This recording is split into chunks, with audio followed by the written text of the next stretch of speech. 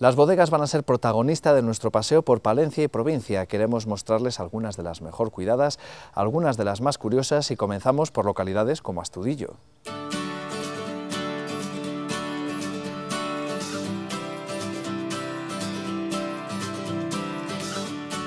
Bodegas que se utilizaban sobre todo para la elaboración del vino, como ocurre también en Torquemada, donde hay 5 barrios de bodegas que ocupan una extensión de en torno a 12 hectáreas.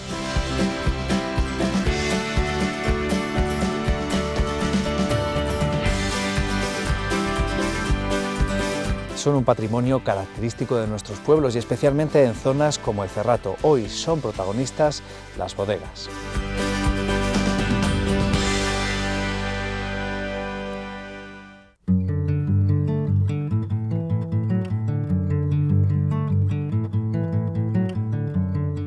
Una de las características comunes entre los municipios del Cerrato es la construcción de bodegas en los entornos de las localidades. Hay muchos ejemplos, pero hoy queremos mostrarles algunos de los más particulares, comenzando por las de Astudillo.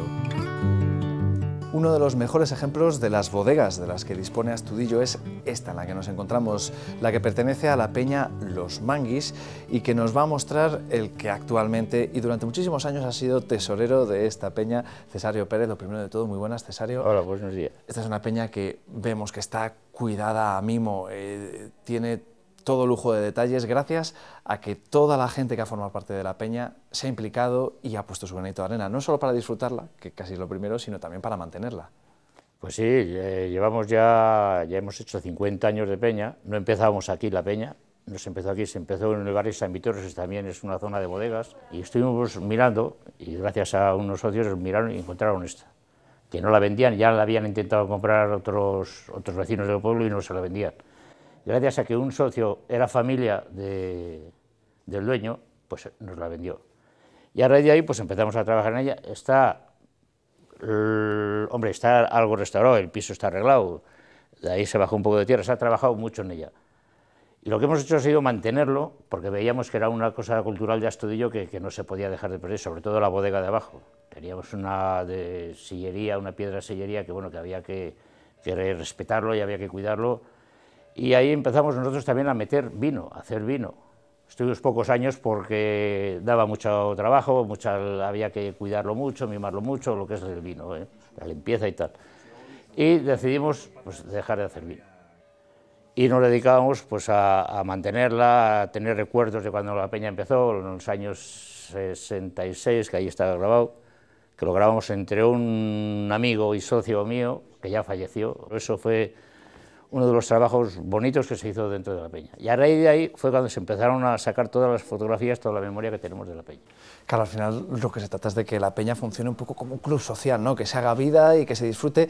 Lo que pasa es que también han intentado mantener ese otro punto de vista, lo que comentaba, cultural, incluso permitiendo a la gente visitarla y así conocer cómo es la arquitectura propia de las bodegas de Astudillo.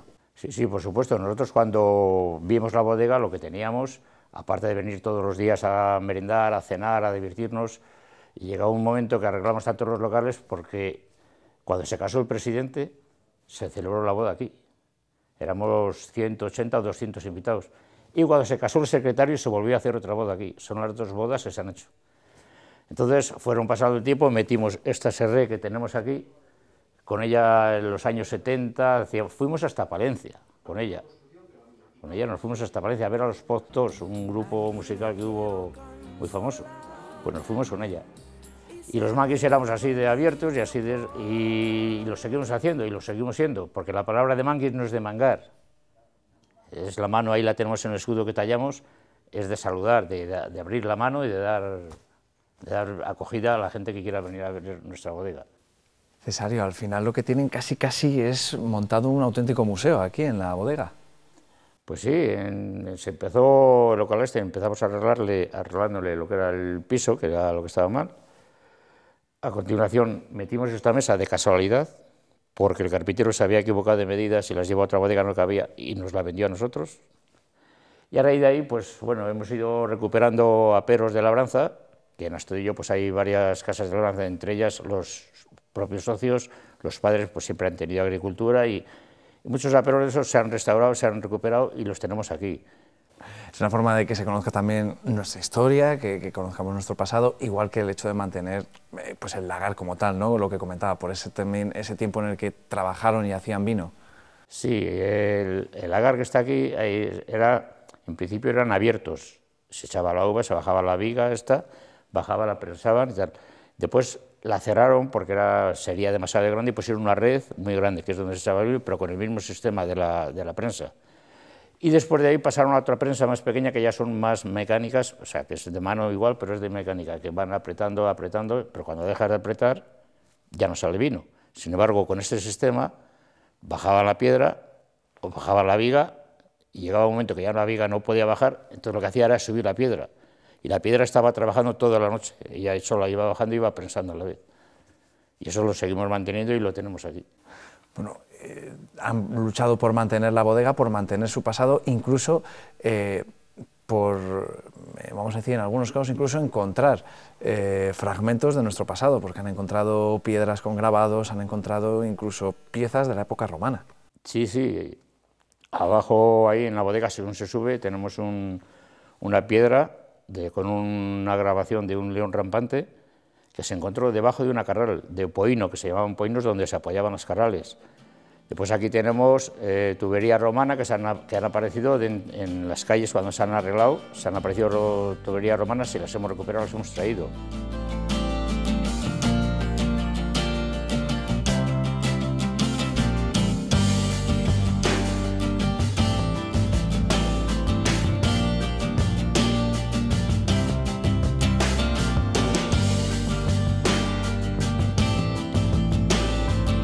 Aparte del, entre comillas, clásico barrio de bodegas, aquí en Astudillo tienen este modelo, ¿no?, de bodegas de arquitectura hipogea, que es la seña de identidad. Sí, claro. Bueno, lo primero, estamos en la bodega de los Manguis, que es, en mi opinión, probablemente estamos ante una de las mejores bodegas de Cerrato palentino. Una bodega magnífica, como veis. Efectivamente, de alguna forma esta arquitectura hipogea, que es la arquitectura de subterráneos, es la que marca de alguna forma, como digo, la diferencia con respecto a las bodegas tradicionales del Cerrato, ¿no? También en Astudillo hay un centenar de bodegas, la típica de Cerrato, pues enclavada en tierra, lo que es la típica bodega en tierra, ¿no? La diferencia con estas bodegas de las que estamos hablando, de esta arquitectura hipogea, de esta arquitectura subterránea, pues es que son bodegas de este tipo, como la que veis. No todas evidentemente son como estas, pero esto es un ejemplo magnífico de lo que es este tipo de arquitectura, con una construcción, una solidez verdaderamente extraordinaria, con un labrado de piedra, verdaderamente una labor de cantería impresionante. Lo que tiene más de atractivo pues es el misterio que encierran unas construcciones tan imponentes, tan extraordinarias, dentro del casco urbano, porque lo que caracteriza a las bodegas de Astudillo es que toda esta red de más de 2 kilómetros de galerías subterráneas están enclavadas en el propio casco urbano. Son galerías de 200, 300, 400, 500 metros enlazadas, con bodegas con el mismo tipo de sillar, con la misma altura, enlazadas unas con otras y separadas evidentemente por muros postizos que dividen la propiedad de cada uno. Eso indica claramente, bueno, pues que al final todas estas construcciones han tenido un fin común, todas estas construcciones se han hecho con una idea común, probablemente en una misma época o con poca diferencia, y el misterio está en saber qué finalidad tenían, porque ahora es verdad que las utilizamos como bodegas, y desde hace mucho tiempo las hemos utilizado como bodegas, pero ¿ha tenido Astudillo en alguna ocasión, en alguna época, una industria de vino tan importante como para justificar estas construcciones tan imponentes? Fijaros en esta bodega, donde por altura y por anchura podrían pasar incluso carruajes, ¿verdad? Pues no sé, hay quien tiene la teoría de que efectivamente se construyeron con una finalidad de almacenamiento de vinos, hay quien tiene la teoría de que se construyeron con una finalidad diferente, pues no sé, como almacenamiento de grano, no es fácil por la humedad, de lanas. Astudillo tuvo una industria textil importante, incluso he oído teorías de que no descartan la posibilidad de recurrir a la época templaria, fíjate que nos estaríamos yendo a los siglos XI-XII, incluso algunos algunos dicen que podrían haberse utilizado como mazmorras en determinada época. Yo no descarto la posibilidad, porque para mí es la teoría más plausible, o digamos la más probable, pues es que al final tuvieran una finalidad castrense, una finalidad puramente militar. Quién sabe con qué motivo, pues a lo mejor como zonas de protección, como zonas de posibles protecciones ante posibles asedios, como zonas de posibles subidas. Las bodegas están enclavadas en dos zonas en Astudillo, en la zona norte, donde hay más de 1 kilómetro, kilómetro y medio aproximadamente del pueblo, y las otras en torno, donde nos encontramos ahora, en torno y en los bajos al castillo de la Mota. Bien pudieran ser bodegas protectoras del castillo de la Mota, que tiene indicios del siglo XI-XII, aunque luego hay partes ya también reconstruidas hasta el siglo, incluso derivan del siglo XV. Lo que sí que es cierto es que las enclavamos en torno a unos siglos XIII, XIV, porque hay indicios de un románico gótico. También es probable que los canteros de la época hayan utilizado esos estilos y hayan sido construcciones posteriores. Es decir, la verdad es que estamos envueltos todos en un misterio, y desde luego, pues, en fin, nos estamos moviendo en esa época, y probablemente, ya digo, que con una finalidad, pues, de tipo castrense. Astudillo, durante los años 1350, en época del rey Pedro I de Castilla, pues Pedro I de Castilla vino muchísimo a Astudillo, porque tenía aquí a doña María de Padilla, a su amante, y con ella tuvo muchos hijos, y con ella, pues, aquí vino. Fue una época muy convulsa, la época del reinado de 1350 de don Pedro I, y es probable, bueno, en esa época, pues, la guerra de los 100 años, los enfrentamientos que tuvo con su hermano Enrique de Trastámara, una época verdaderamente convulsa. Bien, pues, echando a volar un poco la imaginación, ¿por qué no pensar que podríamos estar hablando de este tipo de ahora bodegas, pero en su momento este tipo de edificaciones, de fortificaciones, pues con esta finalidad castrense? En fin, todo eso es un misterio, y al mismo tiempo, pues, un atractivo, ¿verdad? Porque no deja de ser un atractivo pensar que en estas piedras, debajo de estas piedras, pues puede ocultarse una historia verdaderamente apasionante. Piedras muy bien elegidas, edificaciones, comentaba, muy bien construidas, porque después de tantos siglos siguen en pie y se siguen utilizando, se siguen aprovechando desde un punto de vista turístico, ¿no?, para mostrar esa historia del municipio, pero también obviamente lúdico, ¿no? Se ha seguido utilizando durante mucho tiempo. Evidentemente, lo que está claro es que esto constituye un patrimonio de primerísimo orden para Astudillo, ¿no? Es cierto que las bodegas están en propiedades particulares. Esta bodega pertenece a una peña, a la Peña de los Manguis, y la Peña de los Manguis, la verdad es que dentro de ese servicio que siempre se ha caracterizado como buenos vecinos de Astudillo y como difusores de la cultura astudillana, pues nos la dejan para que desde la oficina de turismo podamos exhibirla y podamos enseñarla y podemos incluirla dentro de nuestras visitas guiadas y explotar de cualquier forma este tipo de construcciones, este tipo de patrimonio tan impresionante que tiene Astudillo, explotarlo desde un punto de vista turístico, porque ahora, pues, es evidente de que es una riqueza que sería una pena no poder utilizarla en este sentido, ¿verdad? Nuestras bodegas en sí mismo no están declaradas BIC, aunque sí que lo es el conjunto del castillo, pero la declaración de conjunto histórico de Astudillo ya, como digo, pues nos impone esa normativa urbanística que, pues, consolida de alguna forma una reglamentación específica para la conservación de las mismas. Bueno, y de esa forma también lo que comentábamos, poder mantenerlas y que la gente las conozca para conocer la historia y que sea la excusa quizá para que muchos vengan a Astudillo. Sí, hay mucha gente que, bueno, de hecho, esta bodega de los Manguis es de ellos la disfrutan, la enseñamos desde la oficina de turismo. Hay muchos turistas que vienen a verla cuando ellos están merendando, y te puedo asegurar que muchos de ellos han terminado merendando con ellos, porque es una bodega verdaderamente de puertas abiertas con la gente. El resto de las bodegas es cierto que están en manos particulares, por tanto cada uno es muy libre de enseñarla o no, pero he visto a mucha gente visitando Astudillo y visitando bodegas concretas con amigos que tienen aquí, porque ya digo que la riqueza la riqueza patrimonial que tenemos en el subsuelo de Astudillo es verdaderamente extraordinaria.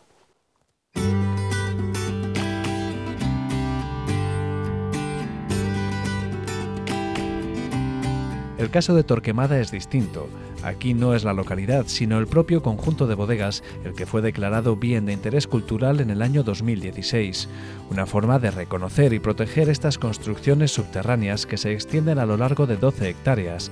Cerca de 500 han sido catalogadas y en algunos casos en un excepcional estado de conservación que permite incluso mantener la labor vitícola. Torquemada es tierra de vinos, todavía de hecho se sigue elaborando en algunas bodegas como en la que nos encontramos, que pertenece a Esteban Araujo, y tenemos con nosotros a Pedro Esteban. Muy buenas, Pedro. Hola, buenos días. Que nos va a contar cómo elaboran hoy día el vino, porque es verdad que se intenta mantener la tradición, pero es verdad que ya se ven elementos más modernos, ¿no?, que son necesarios para sobre todo cumplir con normativas. Bien, nosotros la elaboración prácticamente se ha modificado muy poco, lo único que se ha suprimido es el lagar, donde se hacía antes la mezcla de los vinos, la mezcla del orujo, el mosto, fermentación, etcétera, y lo único es que ahora que esa fermentación con los orujos, al igual que antes se hacía en el lagar, pues lo hacemos en depósitos de acero por condiciones fundamentalmente sanitarias y porque así lo exige en este momento la reglamentación. Es la única modificación que existe, el resto prácticamente es igual. Sí es cierto que después hay diferencias en la elaboración en cuanto al rosado, en cuanto al tinto joven y en cuanto al tinto crianza, que eso lo podemos ver ahora o después lo vamos viendo a medida que veamos la bodega. Bueno, hay que recordar que pertenecen a una denominación de origen, con lo cual hay que cumplir, siempre hay que cumplir. Hay que cumplir la normativa de todo, vamos, sí que están establecidas y en este caso nosotros estamos incluidos en la denominación de origen Arlanza. Toda la bodega lo que acompaña mucho para la obtención de unos vinos de calidad, como son en primer lugar es tener una temperatura homogénea a lo largo de los 12 meses del año que oscila entre los 10 y 12 grados. Con lo cual es una temperatura muy buena para la evolución de los vinos.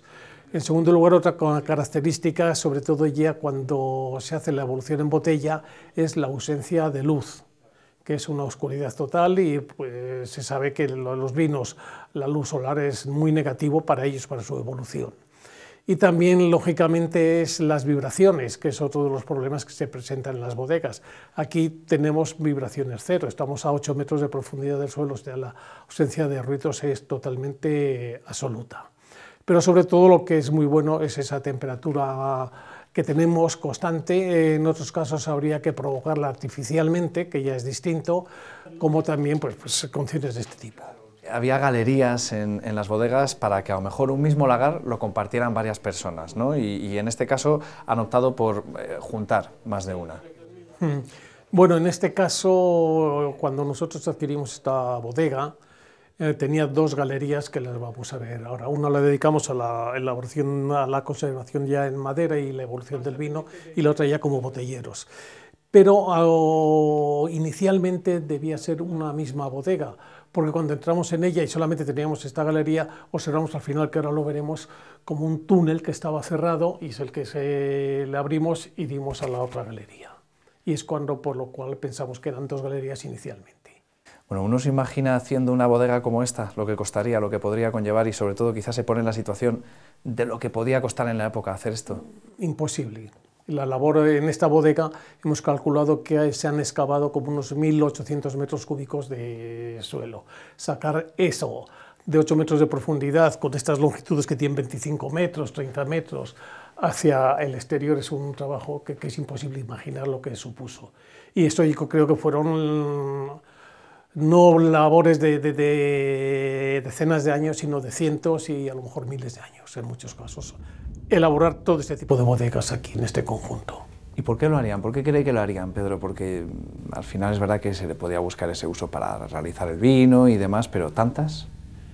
Tantas, eso es muy complicado, pero por ejemplo hay que pensar que teóricamente en algún momento de la historia aquí hubo una remodelación administrativa de que este barrio se dedicaba a bodegas.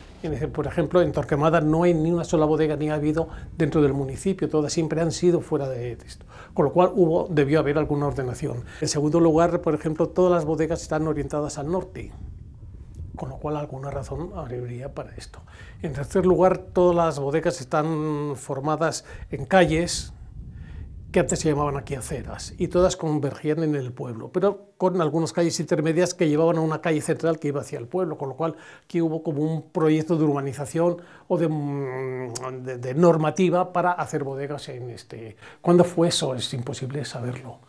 Aquí hay, creo, el alcalde nos lo puede decir, que hay datos del año 1500, 1400, ¿no? De que ya estaban hechas. En Baltanás es del año 1300 que ya estaban construidas. Y eso, aunque me prolongue, me alargue mucho, se lo voy a comentar. Cuando todo eso sucede es al final de la Edad Media, que ya estaban construidas, pero en aquellos momentos de España estaba, toda la península ibérica estaba dominada por los árabes. Los árabes no creo que aportaran ningún dato relativo a la calidad del vino, elaboración del vino, pues porque es obvio, ¿no? Y antes de los árabes, que llegaron aquí en el año 700, fueron los pueblos bárbaros del norte de Europa, que tampoco. Con lo cual los únicos que quedan que pudieron, haciendo algo de referencia ya a la pregunta que he hecho antes de por qué se hizo todo esto, eran los romanos, que tenían unos conocimientos muy profundos de la elaboración de vino, condiciones para el vino, y que ellos elaboraban también en cuevas similares a estas en aquellos años en Roma. Por lo tanto, fueron ellos los que indujeron a hacer este tipo de construcción. A mí no me extrañaría. Pero eso está ahí la pregunta, pero no creo que ni los árabes ni los pueblos bárbaros enseñaran a los de Torquemada a hacer vino, ni mucho menos algo fundamental, de que los bárbaros, los pueblos bárbaros y los árabes, en cuanto a normativas, en cuanto a urbanización, en cuanto a derecho, no se fundamentaban en él, ¿no? Mientras que los romanos, el derecho romano, ahí está, y era de esos años. Torquemada no es solo uno de los municipios que cuenta con más bodegas en Palencia, sino que además es uno de los pocos que cuenta con la catalogación de bien de interés cultural para estos conjuntos. Jorge, ¿tuvieron que luchar mucho por conseguir esta catalogación y protección?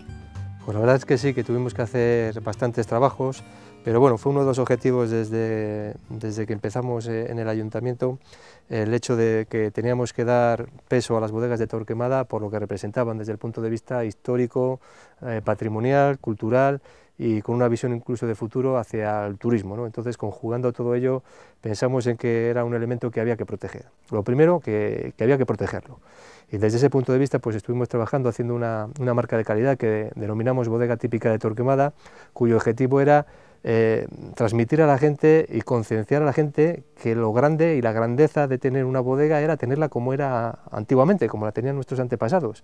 Y desde ese punto de vista dábamos una placa que ponía bodega típica de Torquemada y se la concedíamos a la bodega tradicional, a la que era, pues estaba prácticamente sin tocar, como era hace 200 años. Y desde ese punto de vista, pues bueno, sí que conseguimos empezar a concienciar a la gente en ese mantenimiento de las bodegas tal y como eran, y el siguiente paso fue hacer un censo de todas las bodegas que teníamos, con el fin de poder identificarlas, saber el número que teníamos, captar cada dueño, referenciarlas, y desde ese punto de vista pues también pues conseguimos sacar 477 bodegas que serían puertas de entrada a bodegas, porque en realidad las bodegas, muchas de ellas o algunas de ellas son bodegas también comunales.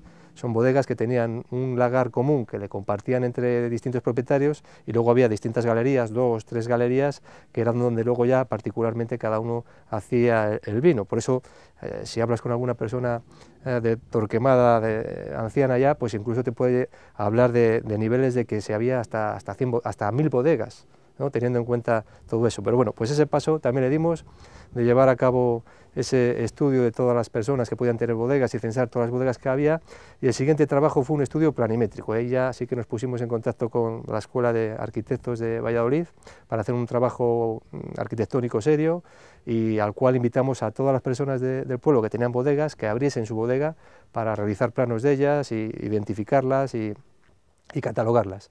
Y desde ese punto de vista pues también se hizo un importante trabajo planimétrico, caracterizándolas, localizándolas, de las que se sacaron individualmente planos, y ya con eso también pues conseguimos dar un paso adelante, de tal forma que bueno, pues con toda esa documentación que conseguimos, desde el inicio, desde las catalogaciones, los estudios planimétricos, el censo de bodegas, la marca de calidad bodega típica, pues conseguimos el peso suficiente para plantear en la Junta que había que proteger las bodegas de Torquemada, esa tradición, esa historia nuestra, y al final pues lo conseguimos y nos concedieron el que las bodegas, el barrio de bodegas de Torquemada fuese declarado bien de interés cultural. Claro, un buen número de bodegas cubriendo una gran extensión de terreno del municipio. Pues sí, porque cuando hablamos de las bodegas de Torquemada, ya tenemos que, en cuanto a número de bodegas y terreno que ocupan, no podemos decir ya solo que son las que en donde más bodegas hay y más terreno se ocupa de Palencia, sino que de Castilla y León, y me atrevo a decir que de toda España. Son 12 hectáreas de terreno, debajo de las cuales, pues imagínate, 12 campos de fútbol debajo de los cuales hay bodegas, está todo horadado, pues es una extensión grandísima. No sé, si pusiésemos cada una de esas galerías una tras otra, pues fíjate, llegaríamos a tener 20 kilómetros de distancia de galerías, ¿no? La diferencia de las bodegas de Torquemada respecto a otras bodegas que podáis ver por el Cerrato es que justamente lo tradicional en el Cerrato era aprovechar un cerro y en el cerro horadar y hacer allí la bodega. Bueno, pues en el caso de Torquemada no ocurre eso, es el único caso en el cual se utiliza una superficie totalmente plana y sobre esa superficie plana se empieza a excavar y a profundizar hasta 8 o 9 metros de profundidad e ir sacando tierra y sacando tierra y sacando tierra. De tal forma que, bueno, tenemos ahora pues la forma característica que tiene este terreno, ¿no? Un terreno que tenía que ser totalmente plano y sin embargo es ondulado, totalmente ondulado, que hace referencia a la tierra que estaba dentro de esas bodegas y a la hora de hacer las galerías que iban sacando y la iban tirando encima. Pero claro, estamos hablando de que eso era a pico y mano, ni siquiera a pico y pala, a pico y mano, ir poco a poco picando y sacando calderos y calderos de tierra hacia afuera, ¿no? Pues imagínate la cantidad de metros cúbicos que se tuvieron que manejar y lógicamente el tiempo que conllevaría todo eso. Nosotros en los estudios que hemos hecho, buscando bibliografía, pues el dato que tenemos más, la referencia escrita es del siglo XV, en el cual se hace referencia a una denuncia que se hace por un robo, y claro, viene especificado en el escrito, y habla de que se presentó denuncia porque en las cuevas sitas en el paraje Valdesalce, o era en este que estamos en el Ladrero, las cuevas, hace referencia como cuevas sitas en el paraje de Ladrero, se habían extraído trigo, porque resulta que además de utilizarse para la elaboración de trigo, mucha gente también las utilizaba para el almacenamiento de cereales, de la cebada que producían, del trigo que producían. Por tanto, también pues dentro de nuestra historia también ha ido evolucionando el uso de la bodega. Claro, porque el primigenio, o el que se puede intuir que era la idea original, era precisamente esa elaboración de vino, con lo cual cabe deducir que había tradición y desde luego un compromiso de toda la gente de la zona con la elaboración del vino. Efectivamente, en Torquemada el término municipal tiene en torno a las 7.400 hectáreas y claro, de esas 7.400 llegó a haber en Torquemada 5.000 hectáreas de terreno de viñedo, que es una exageración, también uno de los municipios de Palencia con mayor superficie de viñedo. Por tanto, el agricultor, prácticamente todos los agricultores pues tenían algún viñedo y elaboraban vino de manera familiar, aunque hubo también empresas en Torquemada, ¿no? Los Olecines, los más conocidos desde el punto de vista de la fabricación industrial y de la venta de vino, pero luego familiarmente pues elaboraban pues todas las familias, todos los agricultores, y de hecho por eso el enorme número de bodegas. Yo me acuerdo de niño de venir aquí a hacer vino también, que venía con mi abuelo Mariano, con mi tío Juan, y efectivamente traíamos la uva, la prensábamos, la pisábamos en la pila, luego se apretaba con el husillo, con la viga, moviendo la piedra, y bueno, pues ahí yo por lo menos puedo decir que he estado haciendo vino de forma tradicional, y en este momento pues se sigue haciendo vino de forma tradicional algunas familias, y bueno, es una cosa que yo creo que también hay que seguir manteniendo.